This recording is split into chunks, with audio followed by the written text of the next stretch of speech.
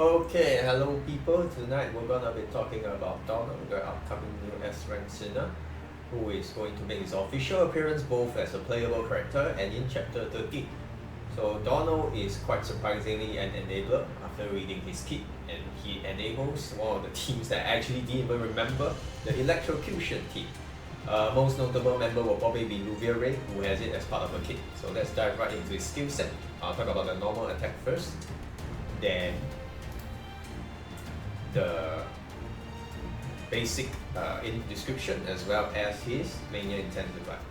Normal attack uses his spear, as you can see his spear is not a halberd, to attack and causes physical damage, which is quite expected. But what he also does is that he charges up these stacks of electrocution, kind of. When he charges it fully, he will enter a buff state. You can see here, this buff state. Sorry about the mouse thing. Now in the buff state, he receives,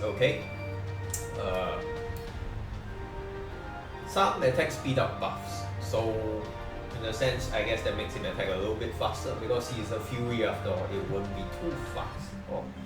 So let's go down first to his basic description. Now, this is why I say he's an enabler, okay? In fact, let's look at his passive 2 as well, because the passive 2 and the basic description both go hand in hand. When he's on the field, all electrocution damage, that is magic damage, okay, will be changed into physical damage. So that means you don't even have to worry about bringing Ruvia with him. They will work together. He's just going to change Ruvia's damage into physical damage. And in a sense, if you bring Nox, for example, I think Nox physical penetration might work with this formula, but we wouldn't know until we test it out, okay? So that's speculation. Next is his passive 2 is a very simple one as well. Basically, he raises all allied sinners' electrocutions damage. That's it. So this is why he's an enabler. Both his basic description as well as his passive 2 enables the electrocution team. We'll call it electro team for short. His mania intensifier is just the damage up one, whereby he will increase his damage and increase even more against core broken enemies. So it's probably 5% and then 10% for the core broken enemies, around there. Okay. Now let's look at his out. When you use his out, he will slam down. You can see the area here is 6 tiles around him, I mean to his sides, as well as in front of him. Okay.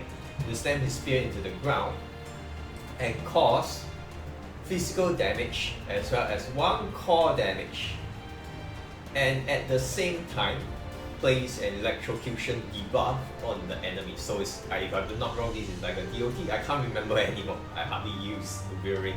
I stopped using her a very long time ago. So please correct me if I'm wrong.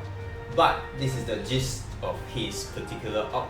And since they say he can aim the up, I suspect that it's a mobile up, so he can move anywhere in the field, so long as he can jump right into it. Now during the up, he will not normal attack.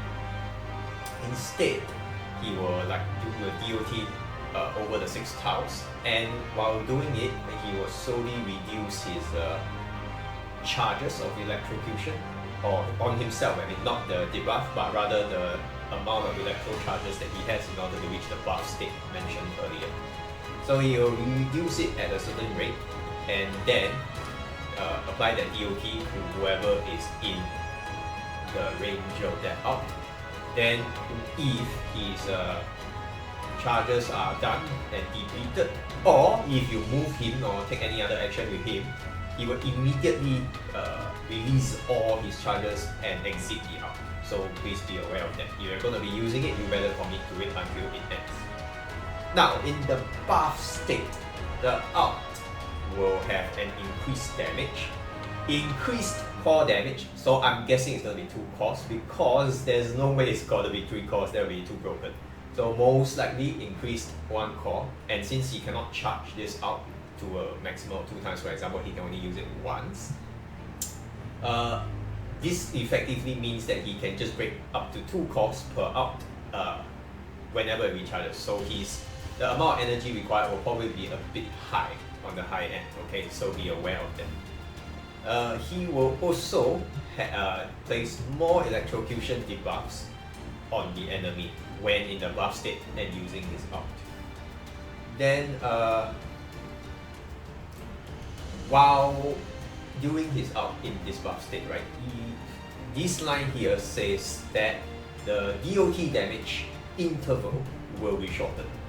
So basically, if he's in the fully buff state, use his ult, then he will have more damage or electrocution debuffs, and then he can break 2 cores as well.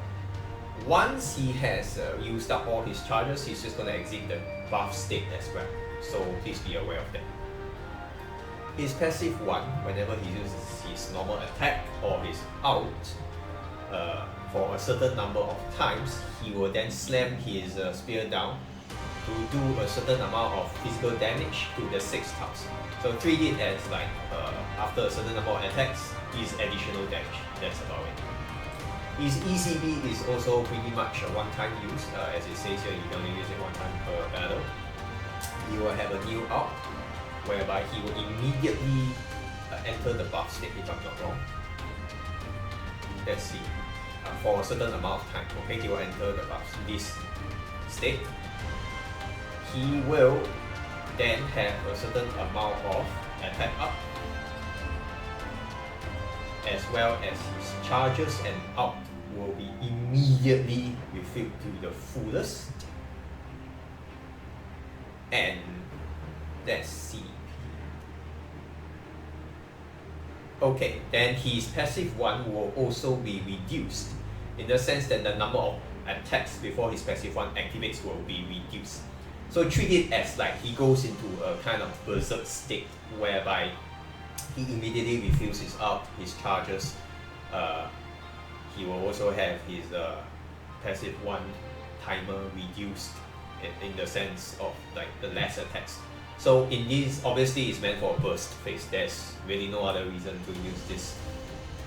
And of course the correct timing to use it will be right after his ult has ended, like the normal ult, right?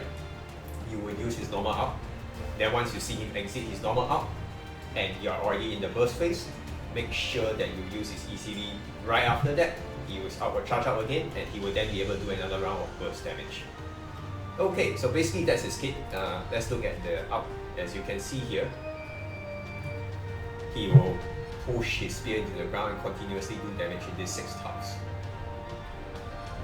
Looks like the timing isn't that long. I mean, it's good enough for most purposes, I suppose. You can see that the enemy broke 2 cores here, so this is most likely in his fully charged up electro state. And there's the icon there to show you on the right left, so at least they made it a bit more visible. So that's probably when he finishes his charge state. So this is his normal ult, and let's look at his ECD now. As you can see, immediately everything is full. So then he jumps and does his ult. Huge burst of damage there. So that's basically it, okay, for his ult. Finally, as usual, we'll go now to his P3. So this will be his P3 L2D, so to speak. It's right now a GIF, whatever. GIF, that's how I pronounce it. And here you go. So that's basically Donal in a nutshell. They call him Don though, so most likely that will be his final name as well coming into global. And he's missing his beard. Yeah, I mean, some people seem to have taken offense to that. But whatever, to me, I'm just not interested because, you know, as a personal kind of restriction, I just don't want to play male characters. But I'm really happy that they're releasing a new one, a male sinner. A bit late, yes, but still it's like people who actually want more male sinners in the game is a really good thing for them. Not to mention, Dawn enables a team that is really nobody remembers, so that's really good as well.